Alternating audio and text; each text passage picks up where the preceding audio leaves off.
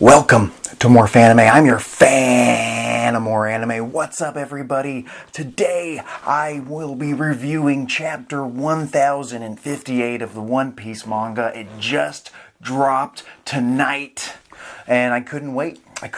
So I read it. I'm here to talk about it. There's a lot to talk about, actually. Oda finds a way to fit so much into just a few pages, and I just cannot believe that I was right. I was correct.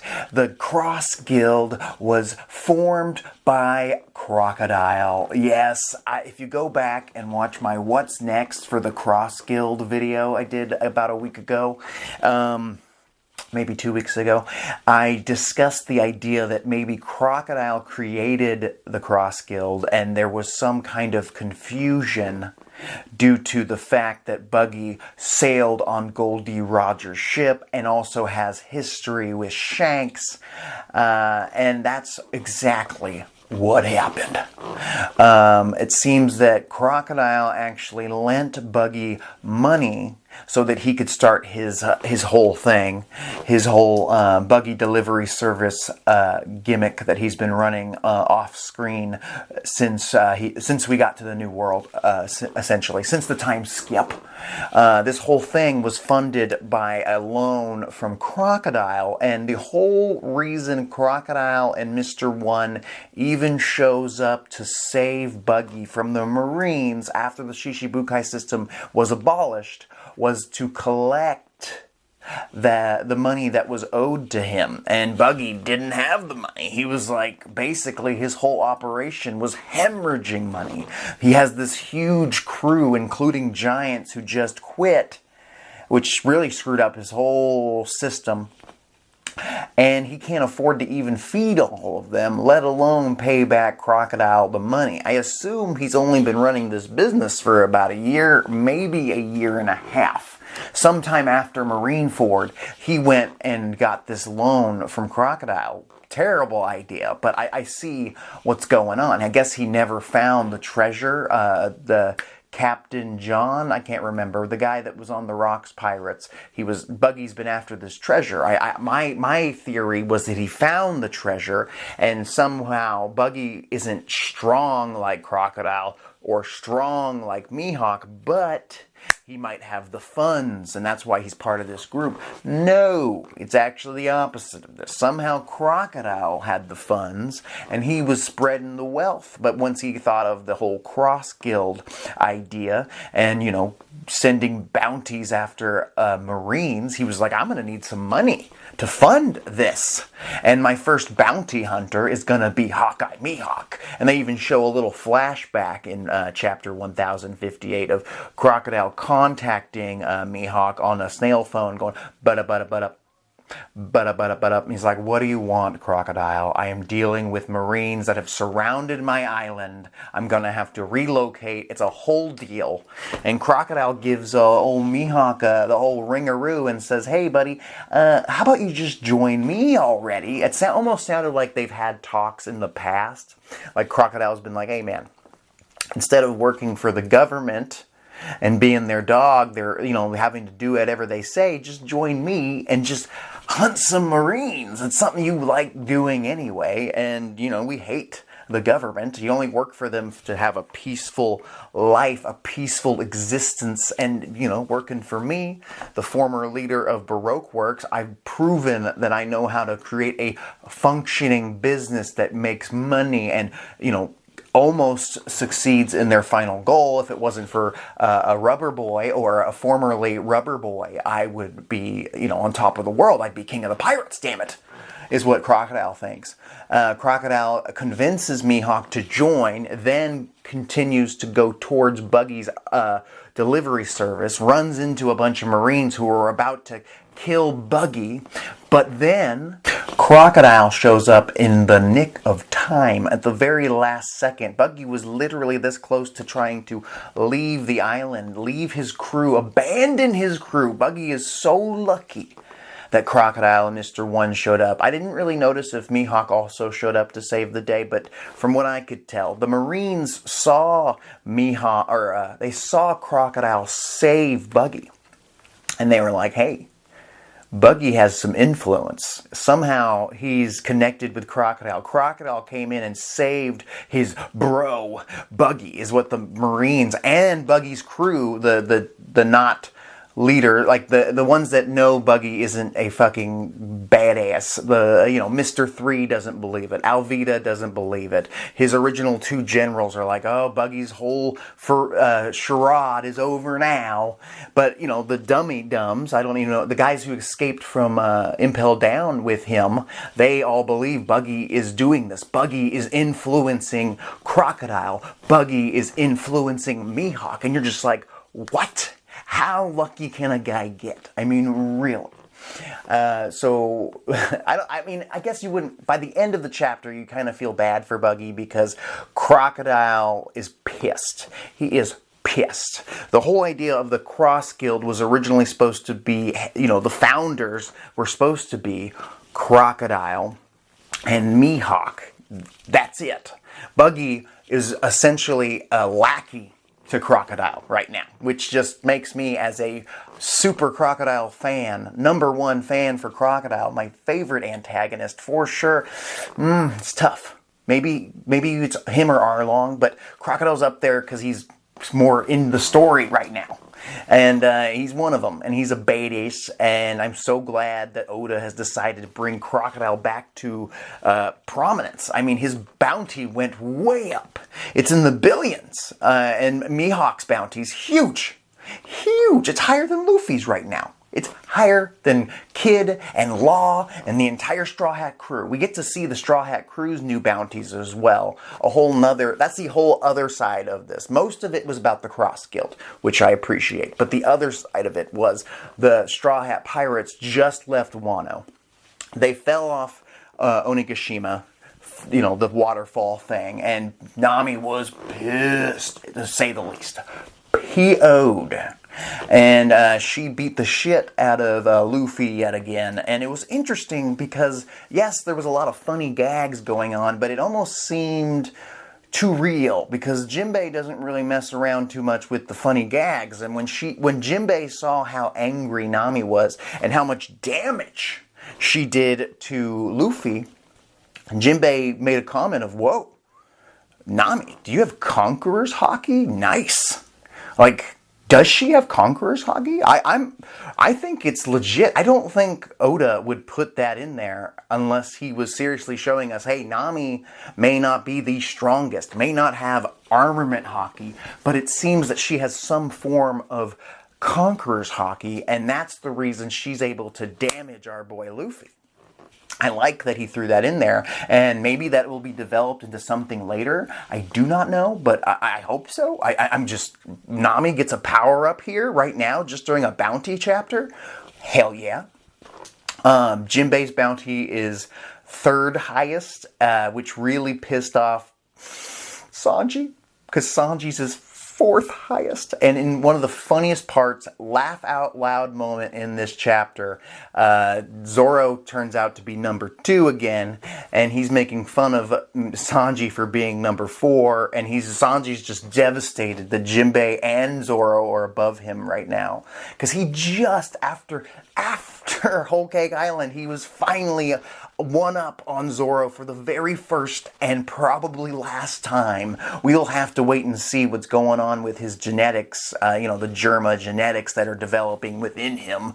But as of right now, I wouldn't be surprised if at one point Sanji goes back to number 3, but as of right now, Sanji is number 4, and Zoro keeps calling Sanji number 4 in the chapter and tells Jinbei, don't mind him, don't mind number 4, and there's a little background shot of them still arguing, and Sanji's like, what did you call me? And he's like, don't talk back to number 2, number 4. It was hilarious. And then they start fighting in the background. Just very reminiscent of when they were fighting at Long Ring Long Land during their little competition part in that little arc. I love that. Hilarious. Luffy's locked up for jumping off the river. Even though they survive, Frankie's stoked that they were able to fall off the river, and the Sunny only had like one broken board or some shiz. It was interesting when they were showing us the bounties. Chopper's is only 1,000 at this point, and I'm thinking that dude needs to, if he really wants a higher bounty, Chopper needs to go find the nearest celestial dragon and just punch him in the face. That'll jump you up 100K. Guarantee it. But Chopper once again gets shafted with a 1,000 berry bounty. Poor guy. But, Nico Robin shows up in the nick of day with some cotton candy, and she's got a really high bounty too. She's like number 5 or something on the list. Number 5 or 6. Like, she's up there. She's above Frankie, Usopp, a lot of the Straw Hats. Go Nico Robin. Like, she's almost to 1 billion, I think. It was insane how big these bounties have gone up since Luffy became an emperor. They even called the Straw Hat crew, like, his commanders, basically. And they said the Straw Hat fleet, like, the government now knows about the Straw Hat fleet. Somebody is feeding information. And then they also have a new picture for Frankie. His bounty had the Sunny as his picture. Is it because they know that he built that ship? It just seemed weird. It was like the Sunny's face, the lion. And I was just like, why would they think that is Frankie? That doesn't make any sense. And I feel like there's a reason for it. It was just a gag that I didn't get. I was just like, okay, because it's like a robot. And the last time we saw Frankie's bounty, it was the General Frankie's head. And they just are confused. And they think, well, kind of. But it's obviously the ship head. I'm like, how dumb are the people who are reporting back to the people who are making these damn bounties? I'm also unclear if Big News Morgan influences these bounties, or is it the government or the Marines that make these official bounties? Because it almost seemed a few chapters back, Big News Morgan had some kind of control of what picture they use for the bounties, because they used the Nika Nika fruit version of Luffy, the Gear 5, that the Gorosei wanted to hide from the world because they didn't want them to know that the fruit had awakened. So somehow the Big News Morgan and the Marines and the government work together to make these bounty pictures, and whoever does it really doesn't know what the fuck they're doing, since they confused the idea that Buggy was the leader. But it makes sense. It does make sense. The Buggy part, because he was with Goldie Roger. Wouldn't you assume, if you were told your whole life that Goldie Roger was just this evil, powerful man that ruled the seas once, and you're a Marine or someone who takes pictures for the Marines, and you're like, well, if Buggy worked for them, he must be really strong and really powerful, and he's able to influence Crocodile and Hawkeye Mihawk, who rivals and is far superior to Shanks in swordsmanship. You're just like, yeah, Buggy's gotta be the leader, right? But they do seem to get confused a lot, like with Frankie's picture as an example, and, making Sanji number 4. Come on, don't do that to my boy. Sanji deserves to be at least number 3. I would have been happy with Sanji being number 2 for a little while longer, and just rubbing it into Zoro's face, who I absolutely love as well, just a little longer, because he didn't seem to have a lot of time. I don't remember a panel where Sanji's like, hey, Zoro, look at my badass new Whole Cake Island Vinsmoke bounty, because he is still connected to the Vinsmokes. We still don't know what Zoro's connections are to other people, so that could have been just enough to put him over the edge, but it wasn't, and I'm okay with it. Speaking of Germa 66, the Vinsmokes, the cover pages of the last couple chapters have been them fighting the Big Mom pirates, Katakuri and Oven in particular, and they were losing until Caesar jumped in, Caesar Clown coming in, still existing, coming in for the save, asking the Germa 66, hey, the picture's kind of confusing because it almost looks like he's fighting them, but if you read the title it says that he's requesting to go with them, and he wants to leave Whole Cake Island. He's sick of being on this island. I would be too. I mean, it's pretty scary what Big Mom can do, and if she comes back, because he might not know that she might be dead. I hope Big Mom has more to do with the future of the story, especially with Elbaf eventually coming and her connections there, but she could be dead. Kaido could be dead, but more importantly, Big Mom could be dead. So Caesar and Germa, maybe they should just take over Whole Cake Island. I mean, I'm not sure what Judge wants right now. I mean, where does Germa 66 and Caesar even fit into the story? My theory and my prediction is the next time we see them after they escape Whole Cake Island, which I assume they will be doing in the next chapter, I believe the next time we'll see Germa 66 and Caesar is whenever the heck we finally meet Dr. Vegapunk. It makes total sense. There's so much of a connection there. Oh, speaking of Dr. Vegapunk, you know who else makes an appearance in this chapter? Oh, I feel like I'm all over the place, and I'm sorry.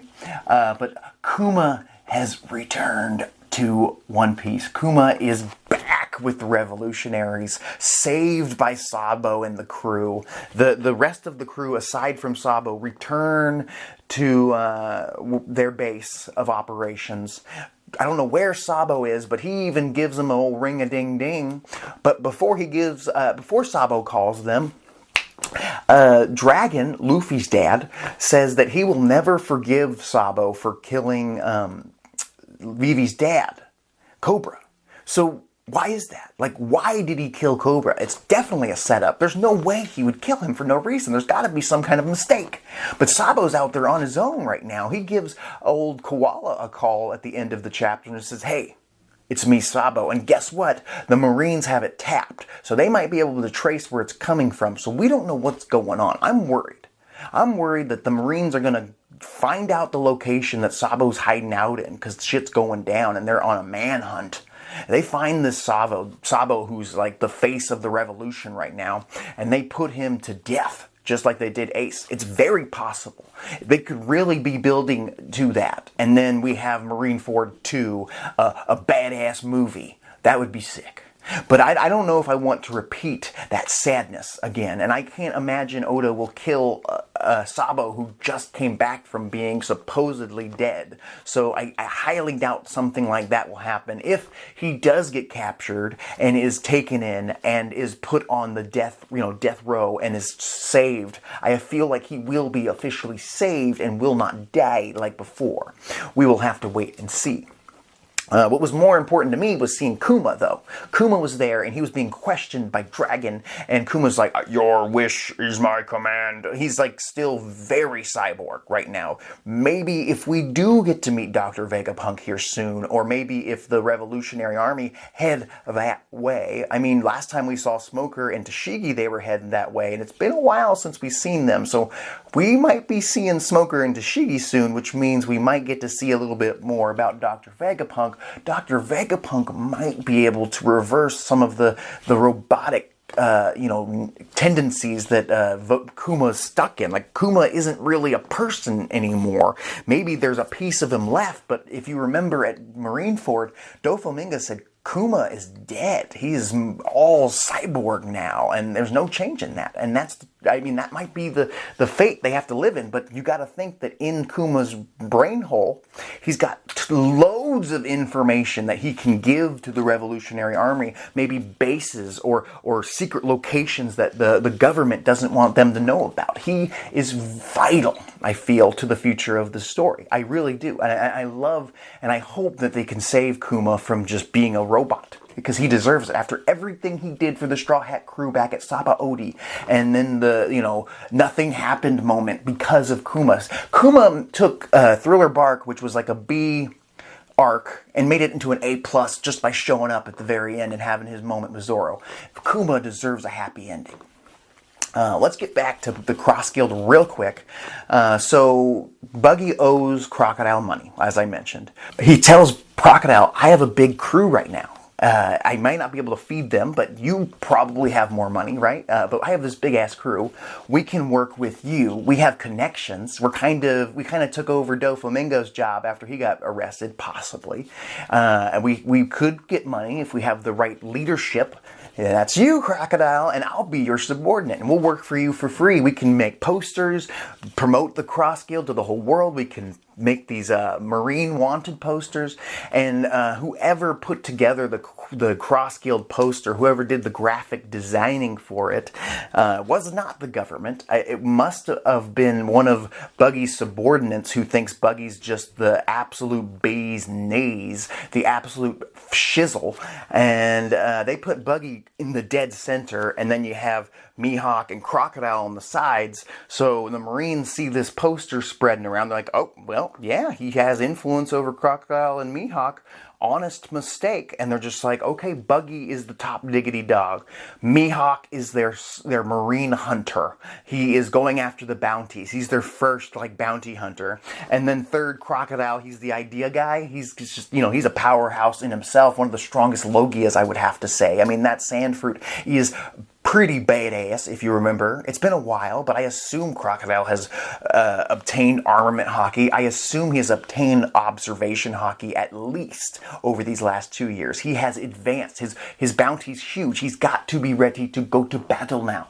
I mean, wouldn't it be so sick to see Buggy versus Luffy, and Mihawk versus Zoro, and Crocodile versus Sanji? I didn't know I wanted to see Crocodile versus Sanji until they clashed in Stampede, the movie. If you haven't seen it, I suggest you watch it. It's not my favorite One Piece movie, but it's really good, and there's some cool ideas in there. And at one point, I believe Sanji and Crocodile cross, they start battling it out for a hot minute, and that got me excited, and I would love to see that in a canon part of the manga. If the Cross Guild, crosses with the Straw Hat Crew. Yes, I know what you're thinking. You're like, Buggy versus Luffy. I know. But it would be fun to see them go at it again. I mean, Buggy was the first Devil Fruit user, I believe, that Luffy ever faced in the story proper. So that's pretty dope.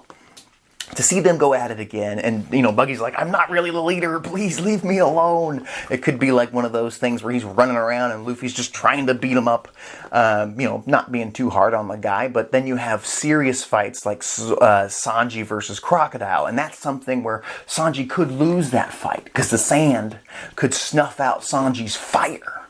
Real quick, Sanji did light himself on fire at one point. Again, I'm starting to think that Sanji might be part Lunarian in his DNA, because when he was sad about the bounties, he literally lit on fire. He was on fire. So I'm thinking he has the power to ignite his entire body, not just his feet, when he does the Diable Jambe. And I originally thought that the flames was created by friction, but I saw somebody, I can't remember who it was. They talked about how the idea that he could be a Lunarian, and that would be amazing. Not necessarily he was born from Lunarians, but he was genetically enhanced with Lunarian DNA, and that's why he can create flames. That's a sick theory. I did not come up with it. I heard it on something. But I was listening to some reviewer talk about it. And I thought that was such a cool theory. And the idea that he could have that kind of DNA just blows me away, because that means his future is bright. So one of the last few scenes of the Cross Guild, Buggy, I believe it's just his severed head, since he, can't be cut, but it's his head, and he's being, yelled at by Crocodile, like, hey, why does the world think that you're the leader? I said this in my video. I was like, Crocodile's probably PO'd. But Mihawk comes up with a great idea. He says, Buggy is a good influencer. We can use this. If Buggy is the leader of the Cross Guild, we can get rid of him at any time, Croc. I didn't think that Mihawk was so ruthless, but he was just like, we can get rid of him at any time. But for right now, let's use him. He can do all the heavy lifting, commanding these peons. He could essentially be our general, and we'll pretend to be his commanders. But if the shit goes south, it's on Buggy. We're out of here, bud. We're fine. We can protect ourselves. We get to see Mr. One. He doesn't get to do a whole lot. He might think this whole idea of pretending to be Buggy's subordinate being a little annoying, but he listens to Crocodile. Mr. 3, Galdino, I believe his name is, he even says, hey, Crocodile, Mr. Zero, I'm so happy to be back under your command again, because this gay Buggy's an absolute idiot. And Buggy's like, you're gonna turn on me? He's like, I never agreed to be your subordinate. You just happen to have a place for me to sleep. Alvida was shown, so Alvida is still there. I was a little confused if Alvida even decided to stick around, but she is still hanging out there. So maybe Alvida will be a part of the final war. That's interesting, because she's the very first villain in the series. The fact that she's still hanging on is pretty fucking cool. And of course, Buggy's original crew is there, and one of them is just gorging on food, and just they're like, what do we do now? The end of the Buggy Empire. We're now just essentially dogs for Crocodile. I'm so happy, though. I am so happy my boy Crocodile is getting the recognition he deserves. I'm so happy Mihawk is being shown off as equals to Shanks. If you read it closely, it says something to the effect that he is better at swordsmanship than Shanks. Not saying that he has better, he's not stronger than him, but could equal, I bet they have a lot of, draws when they fight each other. And it's going to be interesting to see what happens with the Cross Guild next, because I predict, because we haven't seen Weevil in a while, that they will recruit Weevil as another bounty hunter, because he's the perfect choice. He's already fighting Marines. Pay him to go after specific ones. And he's also after the Whitebeard pirates that remain, so maybe he will be doing that, I guess. It's just been a very long time since we've seen Weevil, and he also was a former Shishibukai. I almost feel like the Cross Guild needs to only recruit former Shishibukais. You have options. You have Weevil. You can go to Impel Down and break out our boy Doflamingo. He would be a hell of a teammate, but I can't imagine he works well with others. And then you have Boa Hancock, who still hasn't been shown since she was being hunted down by Kobe. I want to see Kobe versus Boa Hancock. I'm telling you that right here, right now. She doesn't seem like someone who would follow orders, especially not Buggy's. Maybe Crocodile can smooth talk his way into Boa Hancock joining the Cross Guild to protect her island, her women, the Amazonians. Like, she could agree to that at the very least. She could leave Amazon Lily, become a bounty hunter for the Cross Guild, not necessarily having to be part of their meetings. Maybe she could be one of their top diggity dogs. She deserves it. She's kind of on contract with them. Hunting down Marines starts with Kobe. And since he came to her doorstep, we'll see. If Kobe takes her out and she's now on the chopping block, or she's thrown into Impel Down, maybe Luffy will break into Impel Down and break her out and accidentally break out Doflamingo while he's at it. We'll have to wait and see. I'm so excited for the next chapter. I feel like the last chapter before this, 157, was kind of meh. But this one got me so hyped because I'm so excited to see Crocodile back on top. Man, this is exciting. This is the best I've felt about One Piece in a while. I mean, not saying the last few chapters haven't been absolutely fantastic with the end of Wano, but just I've been in Wano for so many chapters. We're finally out. We're finally seeing what's going on with the outside world. We're finally seeing Crocodile again, my boy. And I feel like we're on the cusp of seeing Blackbeard again. There's so many characters that have been left waiting for their time again. Their spotlight. Sabo's in danger. What's next? What is next? I can't wait. I do hear that next week's another break week. So I don't know what I'll be talking about next week around this time. We'll see. I got plenty of ideas and theories and fun, maybe some Bleach videos. But this is More Fanime. Please comment down below. Let me know what you thought of this review. I'll talk to you later.